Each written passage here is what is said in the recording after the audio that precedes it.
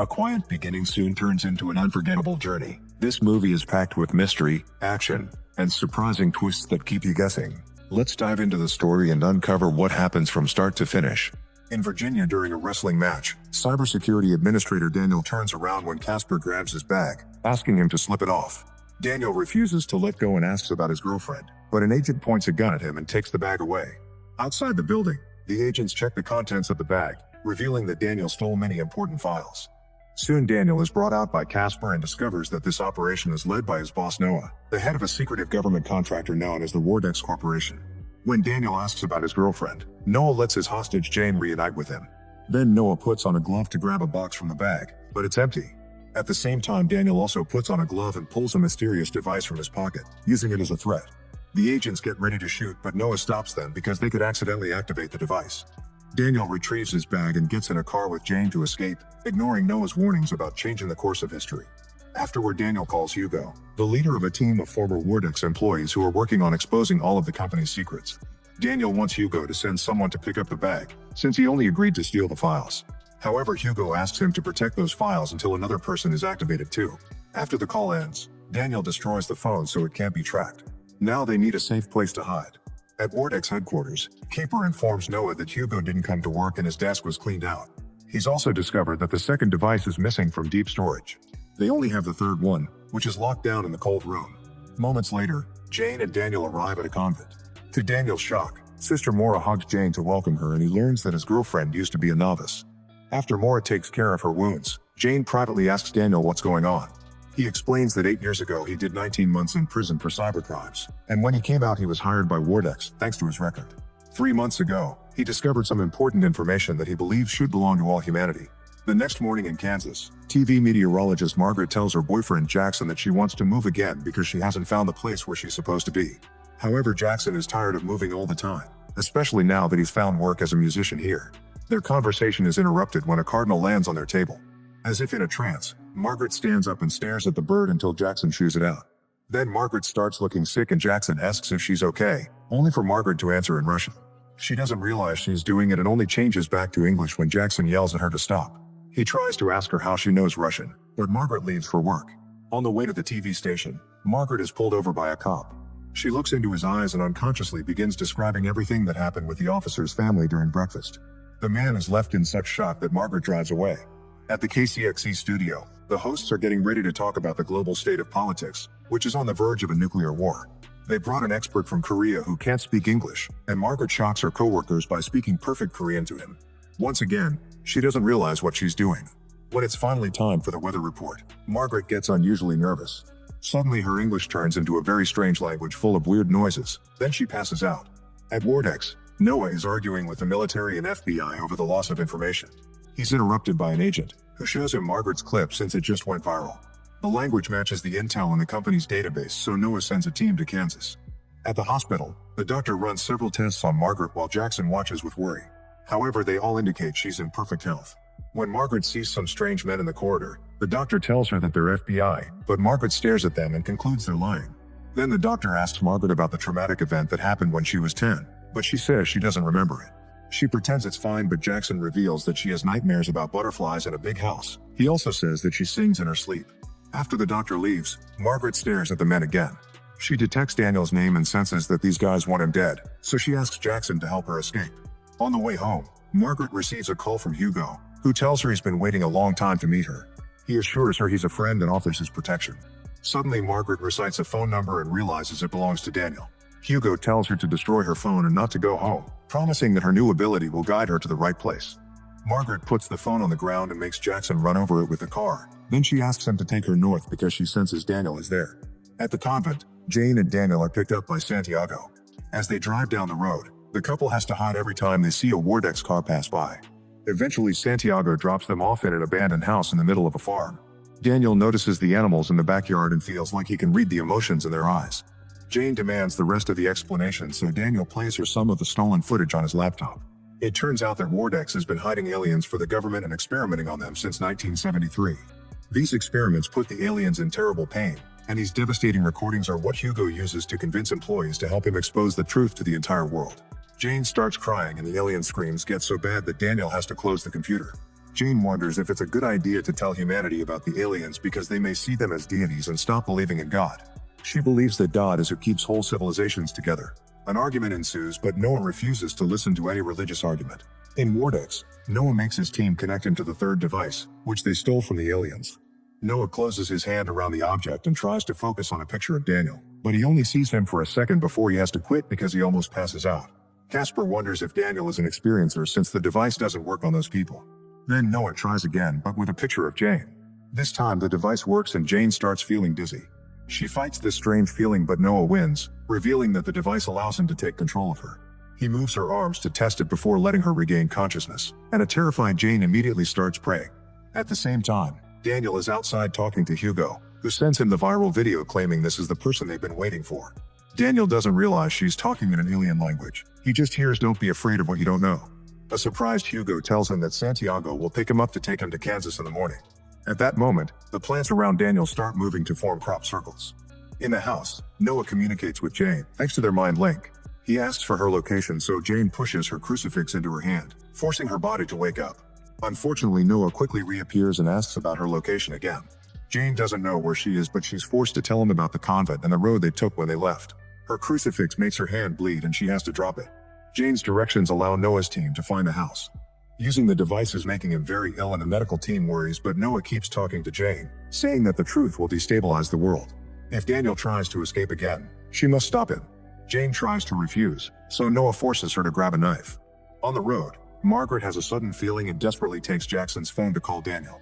She tells him that they are going to his location to kill him and he mustn't return to the house because Noah dove on Jane, although she doesn't know what that means.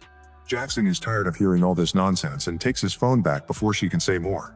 A confused Daniel realizes the call was true when he sees cars in front of the house and decides to carefully sneak around. Once all the agents have left their cars, Daniel gets inside one and tries to drive away. The agents hear him and open fire, causing him to panic and hit 2 trees before he finally reaches the road. As the men get back in their cars to follow him, Daniel crashes into the house to rescue Jane before returning to the road. During the chase, Noah controls Jane again, making her pull a knife from her sleeve. At that moment, one of the cars hits Daniel's vehicle from behind, causing Jane to drop the knife and weakening the link. Jane grabs the knife but hesitates to move because Daniel keeps saying her name. A desperate Jane fights against Noah's control and the knife ends up stabbing her crucifix wound instead. She screams in pain and Noah feels it too, causing him to drop the device and end the connection. The team surrounds Noah when he collapses from a seizure while Casper picks up the device with his bare hand. It turns him invisible, only to return when he drops it and immediately passes out. On the road, the agents open fire, destroying many windows in Daniel's car and even a tire. As he tries to keep control of the car, he crosses a bridge rather clumsily, and the agents don't see the roadblock until it's too late. The front vehicle crashes and blocks the way for all the others. As Jane realizes what happened, she clings to Daniel in tears, but he assures her it's not her fault and that Noah did it. He then makes a turn onto an alternate road, but unfortunately he has to stop the car on the edge of a cliff. They can hear the agents approaching, so the couple puts a rock on the gas pedal and lets the car fall off the cliff before running away. When the agents arrive, they see the vehicle in the river and start organizing an underwater search. At a gas station, Margaret tells Jackson that she finally knows this is where she's supposed to be and compares it to the flow of his music. She also says they need to go east now to find Daniel. Jackson pretends to be cooperative and enters the store, where people are going crazy for supplies because war is coming. He secretly calls the doctor and gives her the address, asking her to pick Margaret up since she's getting worse. When Jackson comes out, he discovers that Margaret and his car are gone. A child in another vehicle gives him a message from her. She loves him, but she's going east. In the evening, Daniel and Jane hide in a motel, and Daniel can't stop writing math equations in the motel's notebook. He calls Hugo to tell him that he now remembers terrifying animals looking at him and he couldn't look away until they did it first. Daniel suspects that Hugo recruited him for other reasons besides his math skills and Hugo confirms it, but he refuses to explain. When Daniel asks about his missing childhood memories, Hugo promises it'll all become clear soon and mentions the letters KCXE. Afterward, Daniel hides everything in the room that contains the motel's name in case Noah acts again. When Jane comes out of the shower, he shows her the viral video. She says she only hears gibberish, so Daniel admits he can understand it as math that turned into English in his head. That's the equations he's been writing. Before they go to sleep, Jane asks him to tie her to the bed since she can't be trusted. In the middle of the night, Noah takes control of Jane again. She can move her leg just enough to poke Daniel's hand, since he's fallen asleep with the equations in his hand. This paper shows Noah the motel's name and address. Soon both Santiago and the agents arrive. All the lights awake Daniel, who immediately unties Jane so they can hide in the bathroom. Then he gives her money and the box with the device before making her escape through the window. The agents break in and capture Daniel, who fails to defend himself. Seeing all this, Santiago informs Hugo on the phone before driving away. In the morning, Daniel is strapped to a chair in a lab in a decommissioned Air Force base in Missouri. Noah wants him to share the location of the device and all the names of the people helping Hugo, so he gets an injection of truth serum ready. At the same time, Margaret also arrives at the base and a guard tries to stop her. With her power, she tells him his name, his ID code, and today's password, so he lets her pass. At the next checkpoint, she uses the same password on another man and pretends that she was summoned by Noah, so this guard agrees to guide her to the lab. When Margaret bursts in, she and Daniel share a special look. Noah immediately grabs her, so she manipulates his mind to make him think he's looking at his late wife. Casper tries to pull Margaret away, but Noah immediately attacks him, telling his team to leave her alone. Then Margaret holds Daniel's hand and they realize they know each other. They leave the lab together and a guard tries to stop them, so Margaret transforms into his dead grandfather to make him step back. Several guards try to stop them next, yet Margaret keeps using the same trick over and over until they reach the car to escape. On the road, Margaret explains to Daniel that she can learn everything about a person and mentions his time in prison. She tells him that she gained this power after she was visited by a bird, and Daniel guesses it was a cardinal. He shares that when he was 20 he was visited by a cardinal in college, and suddenly he became a math genius. 8-bit binary data is like English to him. Daniel felt very strange and lost all his friends, so he was alone until he met Jane. Suddenly Casper hits their car with his and starts pushing it toward the tracks, where a train is currently passing by. They can't jump out because Margaret is standing on the brakes, which is the only thing preventing the crash. Casper pushes harder and the side of their car gets stuck on the train, so it's dragged along the tracks.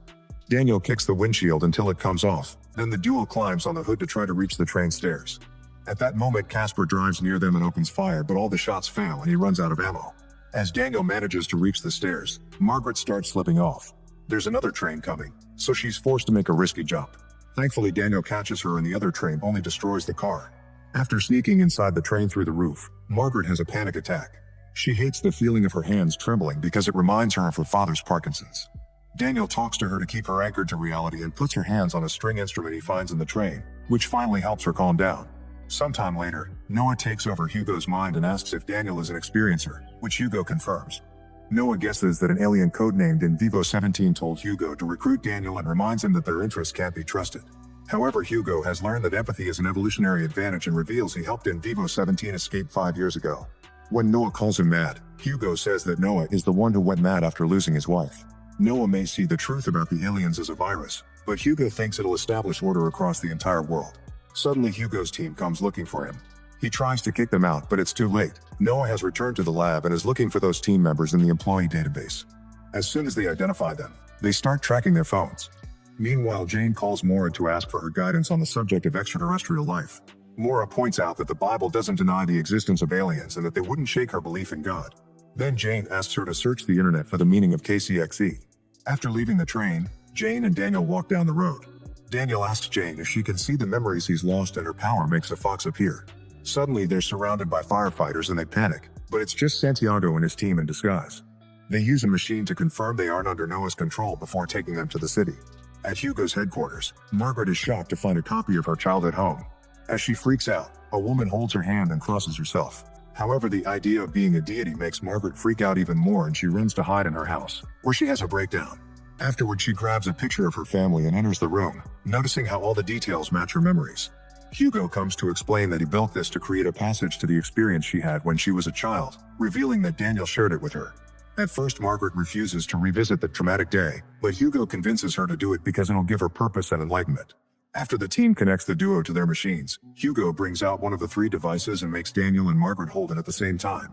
Margaret looks around the room and remembers the night she had been singing in bed when suddenly a group of animals appeared in her room. Daniel can see this too and he freaks out, but Hugo assures him it's fine because the aliens present themselves as animals to calm humans. The memory shows little Margaret following the animals into the forest, where she found the house that now haunts her adult dreams. When she entered it, she was assigned a table next to little Daniel, who was having a panic attack. Margaret grabbed his hand to calm him down back then and they repeat the gesture now as they remember everything. Then the aliens held their faces while special devices gave them their complementary powers. In the present, the device shuts down and the memory ends.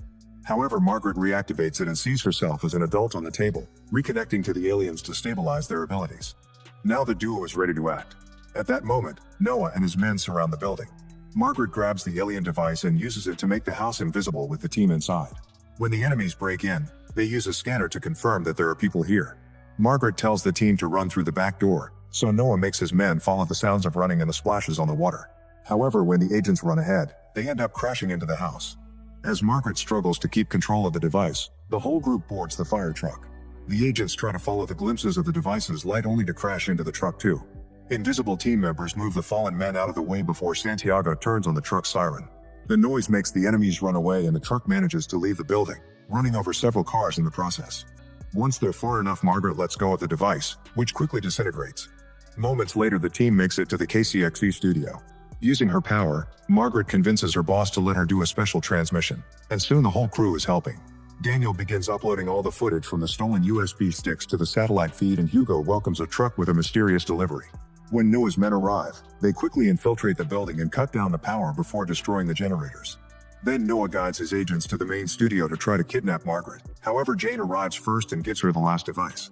Margaret uses it to power the entire building, and the bad guys have no choice but to step back. Now the transmission finally begins and Margaret announces that this is Disclosure Day. After explaining what the government has been doing to aliens for decades, Daniel plays the footage. Since it's on the satellite, stations around the country confirm it's real and interrupt other shows to play it as well. Soon people all over the world are watching the horrifying videos on their phones, and the soldiers who were getting ready for war are frozen in their spots. The footage shows several years of amazing spaceships arriving on Earth and the US government always kidnapping the aliens for their experiments. People are crying as the last video ends, but the transmission isn't over. Hugo brings the special delivery to the cameras, revealing it's the alien he helped escape 5 years ago. This alien touches Margaret's and Daniel's shoulders before whispering something into Daniel's ear. In turn, he translates it for Margaret, who moves to the camera to share the message with the world.